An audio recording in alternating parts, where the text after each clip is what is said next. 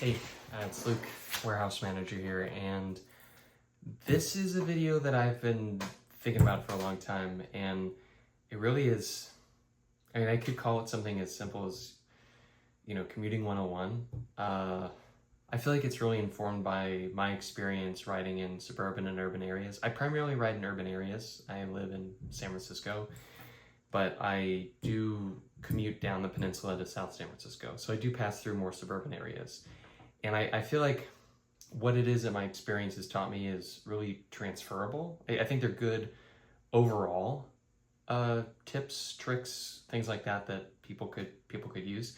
Um, yeah, so I'm going to use the example of what it is I have on the bike behind me. I'm borrowing like an early 2010s Rivendell Atlantis. I have a made in Taiwan too from 2022. So this is a kind of precursor to that, and kind of also my dream Atlantis. So I'm going to see if they don't want to hold on to it after they let me borrow it, but we'll see.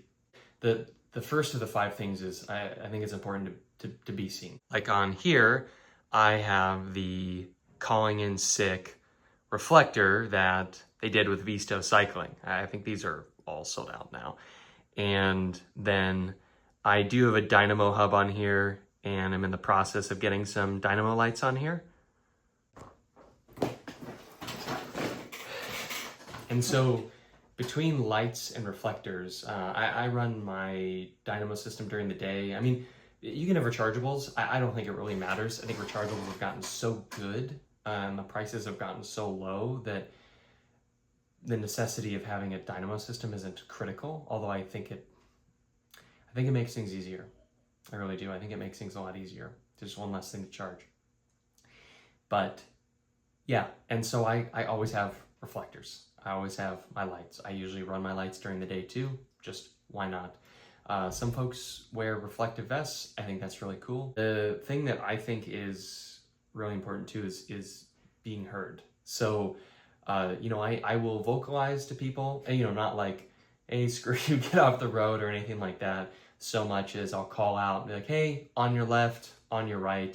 That's good with pedestrians and with people driving cars. I also think, the added weight of a bell, or, perceived inconvenience of having a bell on your bike, I don't really get it. I think you just have a bell, period. I've definitely been passed really close by road cyclists and been scared by mountain bikers or gravel cyclists ripping down hills, but I'd love them to have bells. This is more to do with letting pedestrians and drivers know that you're out there, as well as fellow cyclists. Always pass, not on the right, but on the left, and I say always let them know you're there with a bell, rather than yelling at them or passing close and not letting them know you're there. It's just better, I think, to be safe in that respect.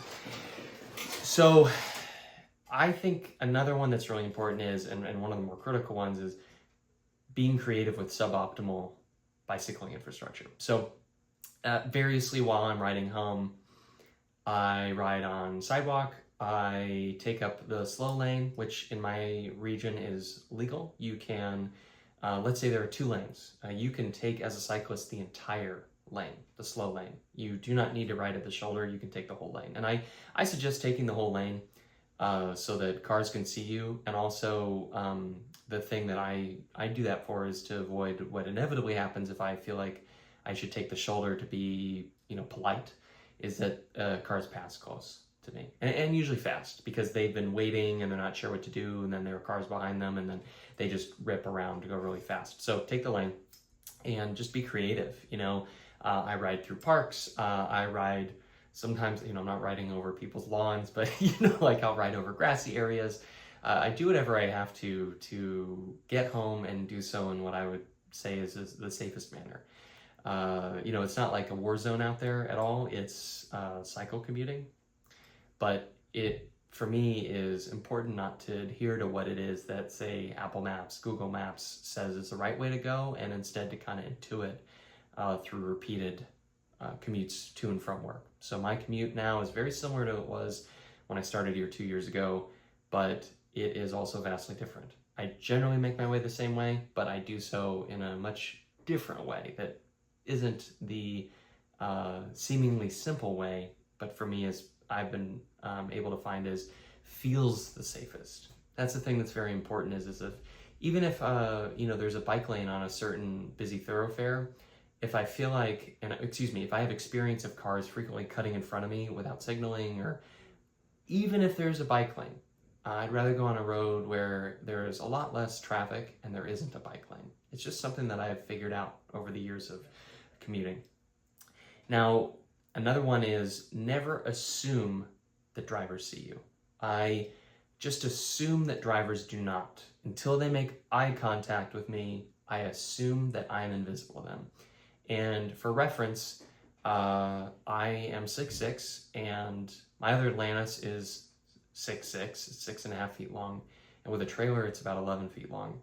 And I have had innumerable drivers say, I didn't see you there, after they cut me off or what have you. So I say that because if I'm not seen, even with lights and gesticulating and a big bike and a big presence on the road, that means that quite a few folks aren't seen by drivers. So never assume that they can see you.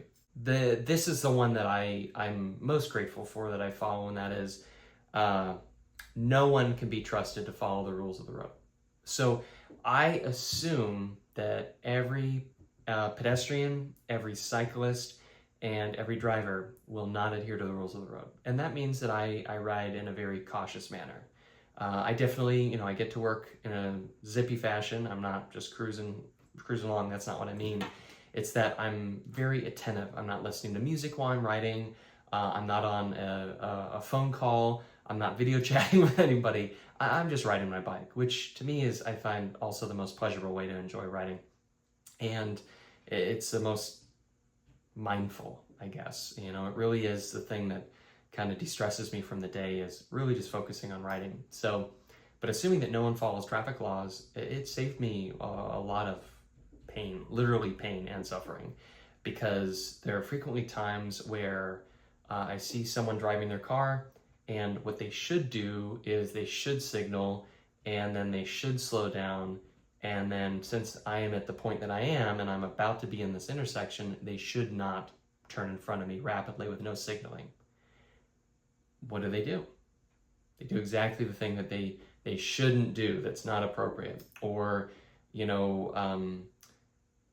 cars, as I'm passing a driveway in a bike lane, a car should not pull right in front of me in such a way that I have to slam on my brakes. But I just assume that that's going to happen. And so if I hear a car coming, revving, tires squealing, whatever, I just am listening. And even EVs, they've got audio to let you know that they're nearby, which, thank you. But I always am attentive to that. And I'd rather that I slow down. I'm always looking behind. That really helps me a lot. So I just assume no one's going to do that. And I have enough experience to know that I can guarantee you that the fact that someone, if someone follows the traffic laws and goes against every preconceived notion that I have, I am also okay, because I anticipated something completely an outlier. I anticipated that they were going to cut me off or do this or not use a signal.